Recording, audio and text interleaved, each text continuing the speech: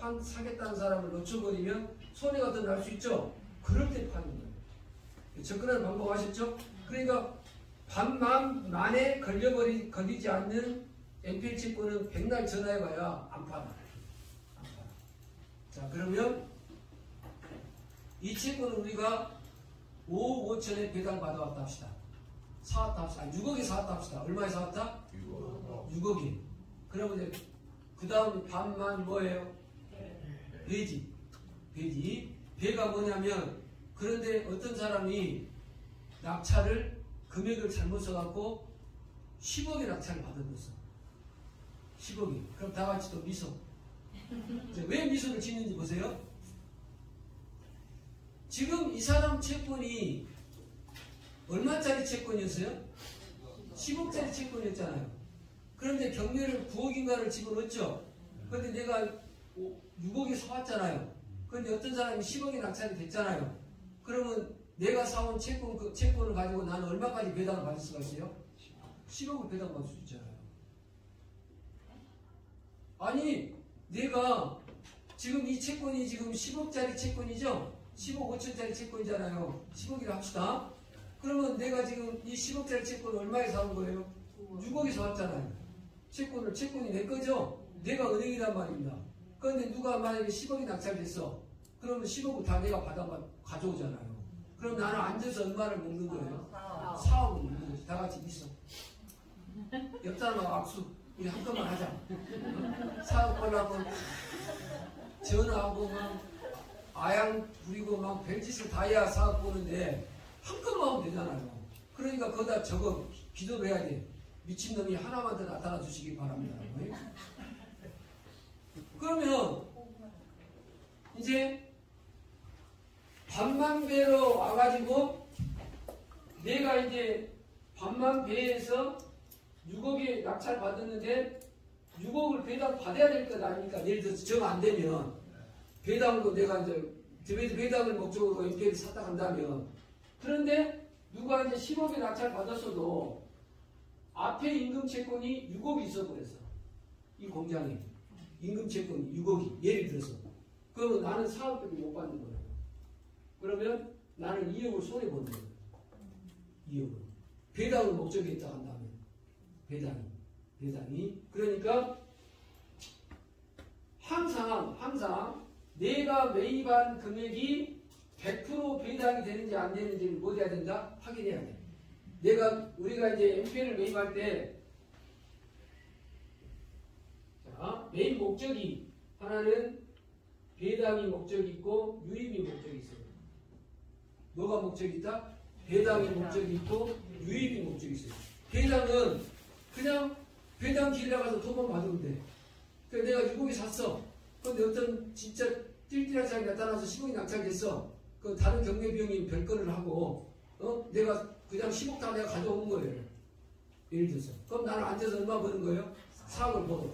근데 나는 6억이 다 배당될지 알았는데 임금 채권이 있어가지고 내가 배당을 못 받았어. 그럼 그 자리에서 손해를 보지. 그러니까 그 다음에 유입이라는 건 뭐냐면, 내가 낙찰 받았어. 내가 채권을 사왔는데 누가 낙찰 받았어? 내가 낙찰 받았어.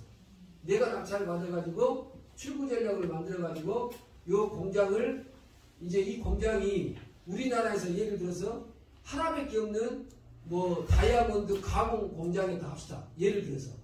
그런데 뭔가 사업을 잘못해갖고 부도가 났어. 그럼 내가 이 회사를 살리면 이게 껍데기는 10억짜리지만은 이 회사가 잘 돌아간다 한다면 얼마까지 돌아가? 20억 이상 가치가. 그럼 내가 이 회사를 살려가지고 매각하면은 매매 차익이 생기죠. 그럼 나는 얼마 갖고? 6억 갖고 20억에 팔면 14억이 생기잖아요.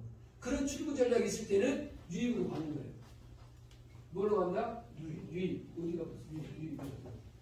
자, 요건 외우세요. 내가 NPL을 매입하는 목적이 뭐다? 다 같이 시작. 두 가지. 하나는 뭐다? 배당. 하나는 유입. 근데 유입으로 가더라도 그러니까 배당으로 갈 때는 유입을 생각할 필요 없지.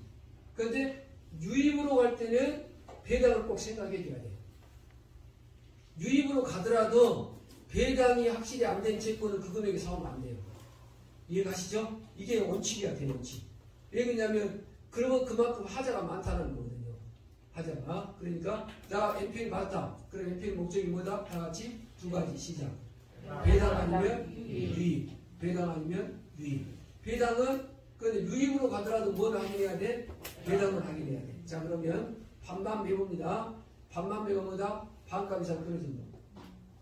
공장이나 임야 토지나 뭐 상가 걸린 시설이나 이런 것들이 반값 이상 떨어졌어. 그 다음에 많이 뭐다? 경멸신청과 채권자와 채권 금액이 최저 매각 금액보다 뭐 돼야 된다? 많아야 돼. 많아야 돼. 그리고 내가 매입하는 목적이 몇 가지다? 두 가지. 하나는 배당이냐 유입이냐. 그런데 유입으로 가더라도 뭐는 표현을 만들어야 돼? 배당 표현을 만들어야 돼. 됐죠? 네. 그래서 이런 거 한 건 하면 이제 나와요. 좀 이따 이제 또 기술이 이제 두 문자가 나오는데 아무튼 반만배로 해서 한 건에서 낙찰 받으면 돈이 되지. 배당 받으면 돈이 되고. 그런데 예를 들어서 내가 내 주변에 어떤 지인이 공장을 하나 하고 싶어요. 그런데 마치 이 공장을 자기가 욕심을 내요. 예를 들어서. 그러면 내가 NPL로 다 떠오는 거예요. 컨설팅 해도 되고, 매니저 해도 되고, 얼마나 할 일이 많잖아요. 할 일이. 그리고 내가 낙찰 받아. 6억에, 7억에 낙찰 받아. 난 6억에 사가지고 와가지고, 7억에 낙찰 받아. 대신 매매는 얼마 해놔? 미리 8억에 해놔. 그 매수자하고 계약을 맺어놔요. 그리고 계약금도 받아. 그리고 그 사람한테 잔금 받으면서 동시에 내가 잔금, 경락잔금 치는 겁니다. 예를 들어서. 그러니까 방법이 무궁무진해요. 그러니까 출구 전략이 유입 물건은 출구 전략이 있는 영역에 따라서 관건이 달라, 방향이 달라져. 출구 전략이 있으면 내가 얼마인지 핸들링 할 수가 있고, 또 내가 핸들링하기 어려우면 제 3자 보고 핸들링 하게 되고. 이해가시죠? 그래서 방법을 젊은 여자분인데 뭐 경매 컨설팅 회사에 젊은 여자분인데 30대 미만이에요. 1년에 공장만 경매 컨설팅으로 수수료를 20억을 나오더라고요. 공장만 경매 컨설팅.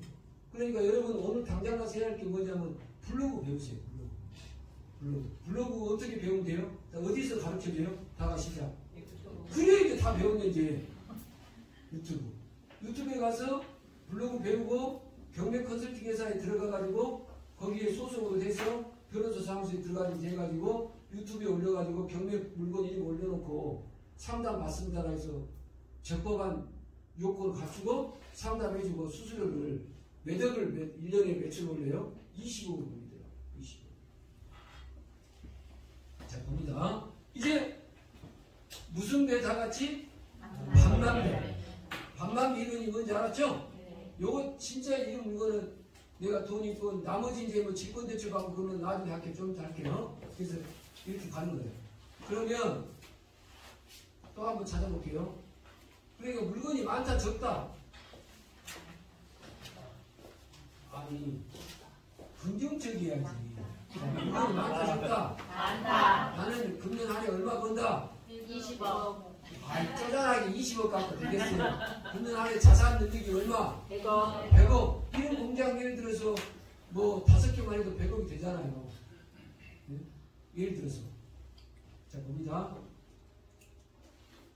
거기다 저기서 돈이 연수다.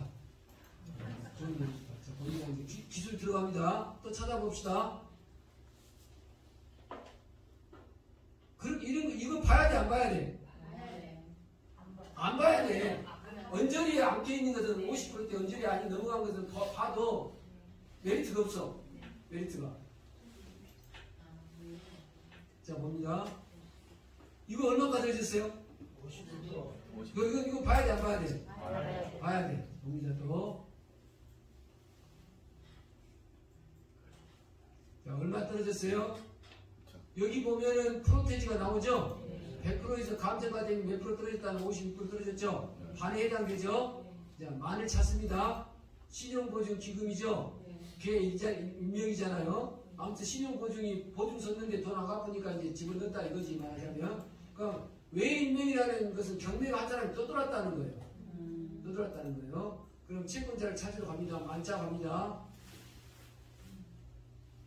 금지당이 신용협동조합이죠? 뭐 무슨 협동조합이잖아요. 얼마예요? 10억. 10억이죠. 신용협동조합이 경매를 얼마에 넣었어요? 16억에 집어넣었죠? 여기는 지금 여기 강제경매는 신경 쓰지 말아요. 1억도 안 되잖아요. 1억도 안 되는 건 돈이니까 신경 쓰지 마시고. 그 다음에 요거는 이게 얼마? 16억이죠? 이 금액이 최저 금액보다 많아요? 적어요? 많아요. 많죠? 그러면 예를 들어서 이거 내가 10억에 낙찰 논수에도 가져왔어. 배당까지 10억이 배당이 확실하다 한다면, 그런데 누가 이거를 18억에 낙찰됐네. 그 근저당권 전부 내 거건 내 건데, 그러면 근저당권이 채권 최고액이 얼마예요?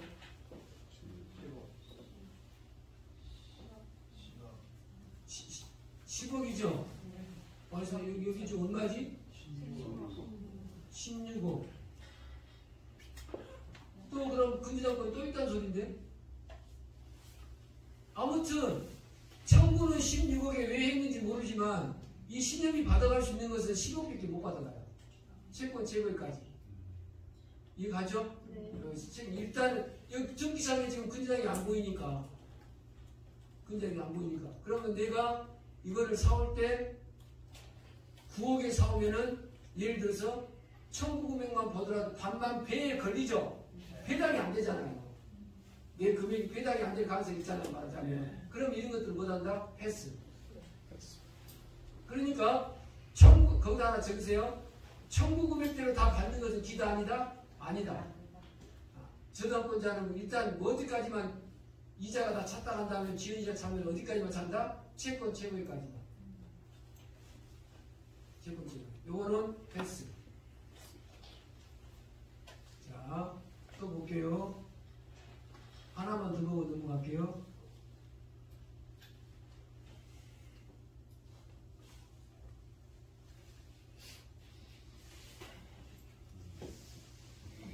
요거 얼마예요?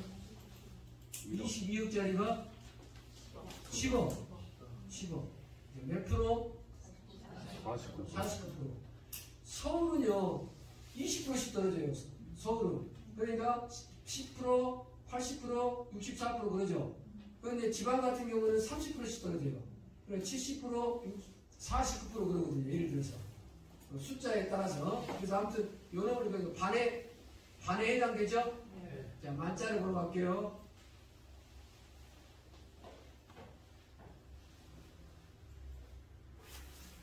지금 이게 뭐예요? 이거는 금융권도 뭣도 아무것도 아니죠? 자, 이제 봅시다. 일단 이 사람이 청구금액이 얼마인지 봅시다. 채권 체격이 얼마예요? 12억인데 청구금액이 4억이죠? 그럼 만에 들어요? 안 들어요? 안 들잖아요. 그럼 이 사람이 이걸 판다 안 판다? 죽었다 깨어나 안 팔고. 자, 그 다음 하나. 이거는 금융권이 아니죠? 네. 금융권이 아닌 경우는 논수입이 돼요. 그래서 적으세요. 다시. 내가 개인으로 논수입으로 바로 사올 수 있다 없다? 있다. 이런 걸 만약에 반만 배에 걸렸을 때 내가 개인으로 직접 해드리기 가능해요. 굳이 MPL 대구법인을 끼워넣을 필요가 없어요. 자, 그래서 다 같이 무슨 이론 시작? 반만배 이론. 반만배 이론.